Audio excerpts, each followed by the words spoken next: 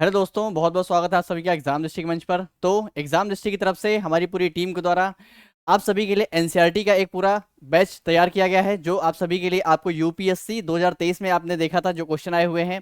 काफ़ी सारे लोगों का पेपर खराब, एग्जाम खराब होगा, यूपी पीसीएस भी उनका गड़बड़ हो गया है। उन सभी के लिए अब आपको बहुत ही होलिस्टिक अप्रोच के साथ आपको चीज़ों को करने की जरूरत है। आप कैसे कर पाएंगे ये आपको हमारे द्वारा, हमारी टीम के द्वारा और जो फैकल्टीज है वो सब आपको बताएंगी।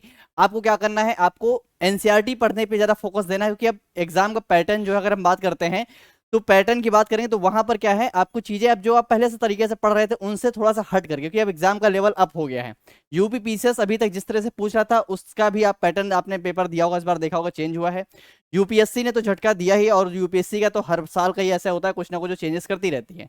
लेकिन इस बार से क्या है, इस बार से आपको थोड़ा सीरियस होना पड़ेगा। जैसे आप एनसीईआरटी को अभी तक पढ़ते थे मेंस के पॉइंट ऑफ व्यू से, अब आपको एनसीईआरटी पढ़ने की जरूरत है कि आपको प्रीलिम्स में भी आपको सीरियस सीरियस क्वेश्चन दिखेंगे। वो चाहे आप यूपीएससी देने जा रहे हो, चाहे यूपीएससी दे रहे हो, कोई भी एग्जाम आप दे रहे हो, तो आपको एनसीईआरटी पढ़ना है।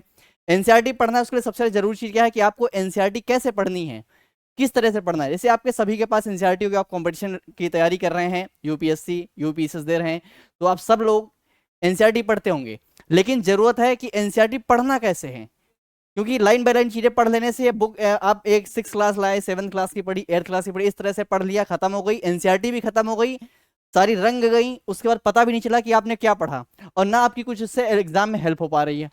हमारे द्वारा क्या किया गया है, एक सबसे इंपॉर्टेंट चीज हम लोगों ने क्या किया है, तो हम लोगों ने पूरे बैच को मानी जो आपके एनसीईआरटी 6 7 सारी एनसीईआरटी जो है ओल्ड और न्यू, बहुत से स्टूडेंट कंफ्यूजन में रहते हैं, सर ओल्ड वाली पढ़े कि न्यू वाली पढ़े।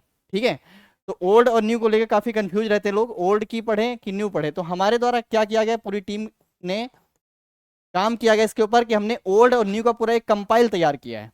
ठीक है, कंपाइलेशन तैयार किया है पूरा ओल्ड और न्यू का। कैसे कंपाइलेशन तैयार किया है, तो चैप्टर वाइज हमने बनाया कि भाई कुछ चैप्टर जो आपके ओल्ड एनसीईआरटी के रेलेवेंट है उनको निकाला गया है, कुछ चैप्टर आपके जो न्यू एनसीईआरटी के उसके इंपॉर्टेंट हैं।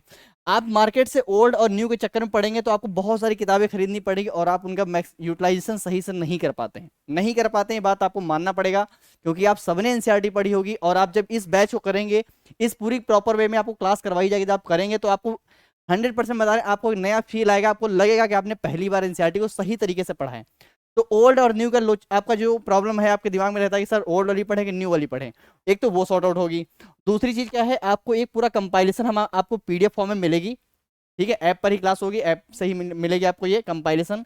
इस कंपाइलेशन में क्या होगा कि आपको ओल्ड और न्यू का पूरा मिक्सअप करके रखा गया है, जो कि आपको सब्जेक्ट वाइज, आप चाहो तो सब्जेक्ट वाइज भी आपकी क्लासेस मिल सकती हैं, आप चाहो तो पूरा बैच एक साथ में परचेज करके पूरे आप अच्छे से पूरा होलिस्टिक वे में हिस्ट्री, पॉलिटी, ज्योग्राफी, इकोनॉमी और इन्वायरमेंट की, ठीक है, इन सबको अच्छे से कवर करना है। और सभी के साथ में यही होने वाला, क्योंकि यहाँ पर आपको पीडीएफ मिलेगी, पीडीएफ में सारी चीज़ें मिलेंगी। उसके अलावा क्या करना है, आपको एमसीक्यूज भी दिए जाएंगे। जैसे सिर्फ ये नहीं कि आपने पूरी थियोरी पढ़ ली और उसके अलावा क्या हुआ, आपका जो एमसीक्यू छूट गया, या एमसीक्यूज बहुत से लोग पढ़ लेते हैं, ये छूट जाता है। और जरूरत क्या है, जैसे आपने एनसीईआरटी एक बार दो बार पढ़ने से तो नहीं होने वाला, एक दो बार पढ़ा नहीं हुआ, जो होगा भी नहीं, इससे याद भी नहीं हो, कुछ नहीं आएगा। आपको 5 से 6 रीडिंग करनी पड़ेगी अच्छे से, और जब 5 से 6 रीडिंग करने के बाद आपको क्या करना है, आपको एमसीक्यू सॉल्व करने हैं।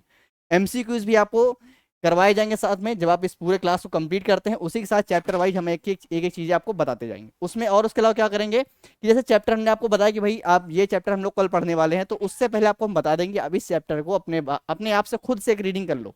ठीक है, खुद से आप रीडिंग करके आओगे उस चैप्टर को, उसके बाद हमसे आप पढ़ेंगे यहाँ पर ऐप पर। आप जब क्लास करोगे पूरी, तो आप देखना आपको चीजें बहुत अच्छे से तैयार होंगी। और फिर आपको यह भी बताया जाएगा कि जो आप, जैसे आपने मान लो एक चैप्टर को एनसीईआरटी कंप्लीट किया, उस चैप्टर से जो प्रीलिम्स में और उस चैप्टर से मेंस में क्वेश्चन कैसे आते हैं वो भी आपको बताएंगे, और आप कैसे उसको मेंस में यूज कर सकते हो। जैसे एनसीईआरटी पढ़ते हैं ना, किस लिए पढ़ते हैं भाई, एनसीईआरटी आप कोई भी मटेरियल जब पढ़ते हो तो उसका यूज होता है भाई उस चीज को, जैसे मान लो आपने कोई चीज यहाँ पढ़ी, अब उसका यूज कहाँ कहाँ करना है, तो यह आपको नहीं पता चल पाता है, इसीलिए आपका एनसीईआरटी में इंटरेस्ट नहीं पैदा होता।